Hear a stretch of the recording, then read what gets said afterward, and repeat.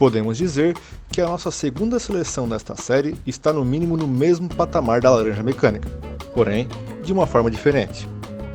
Enquanto o futebol total era sufocante e desesperador para os adversários que se viam sempre pressionados pelos holandeses, a seleção canarinho era humilhante. As casas de apostas já diziam isso. Mais de 50% das apostas eram a favor da seleção brasileira. Esse favoritismo da seleção canarinho se deu por alguns motivos. Uma seleção que tinha Leandro e Júnior, dois dos melhores laterais da história, possuía 4 jogadores de meio de campo com uma qualidade técnica incrível e ainda contava com um espetacular ponta esquerda, Éder, se credenciava e muito para ser a protagonista e campeã no Mundial que iria iniciar. Outro fator é que o treinador que comandava essas estrelas era ninguém menos que Tele Santana. Apaixonado pelo futebol arte, buscando sempre o gol independente do resultado. O foco era atacar e dar show, nunca jogar pelo resultado. Isso inclusive pode ter sido um dos fatores que fizeram esta inesquecível seleção não ter chego ao tão sonhado título mundial.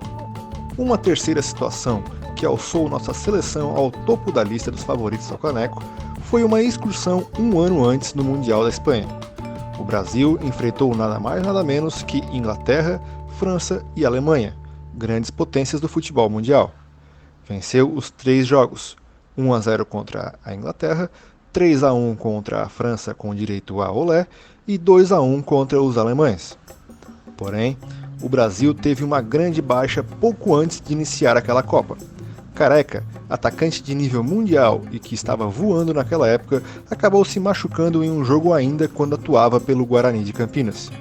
Sobrou para Serginho Chulapa e Roberto Dinamite a responsabilidade de atuarem no comando de ataque de uma super seleção. 2 exímios fazedores de gol, mas que por algum motivo não conseguiram se encaixar no modo de jogo dos outros craques. Mesmo assim, o Brasil passou sem muitas dificuldades da primeira fase. O jogo mais difícil aconteceu logo na estreia contra a União Soviética, na vitória de virada por 2-1.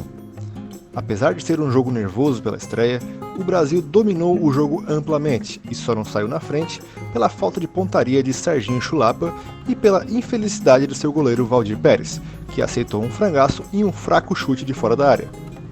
Os comandados por Tele Santana não desistiram e, no melhor estilo Brasil, empataram e viraram com 2 golaços, primeiro com Sócrates e depois com Éder.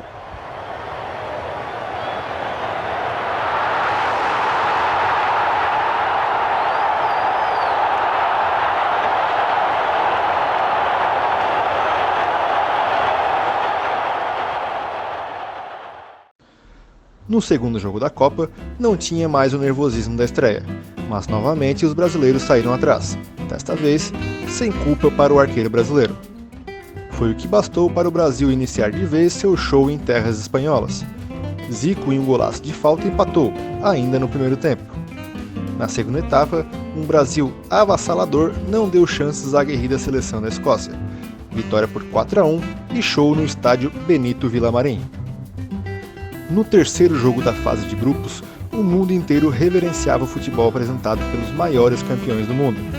A frágil seleção da Nova Zelândia nada pôde fazer.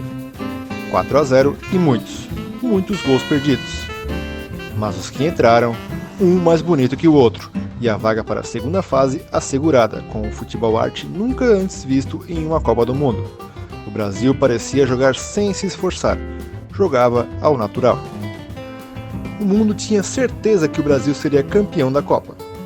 Nem mesmo cair em um chaveamento com Argentina e Itália fez a crítica mundial acreditar que Zico e companhia não estariam na final da Copa.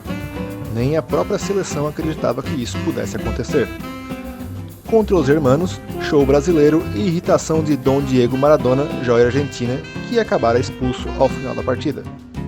O Brasil venceu os argentinos sem esforço e só tomou um gol ao final do jogo em desatenção na saída de bola. Desatenção esta que tiraria o Brasil da Copa no jogo seguinte contra os italianos.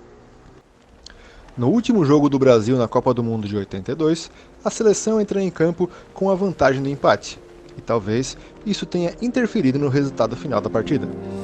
Mas do outro lado, apesar de não tão forte naquela Copa, a Itália será sempre a Itália, Jogando com uma raça que lhe é peculiar e comandados por Paolo Rossi, a Esquadra Azzurra despachou o Brasil para ir em busca do tricampeonato e igualar a seleção canarinha em títulos. O Brasil teria a chance de alcançar a glória novamente em 1986, mas aquela geração já chegaria mais envelhecida e não tão nos cascos como em 82, e acabou sendo eliminada pela França.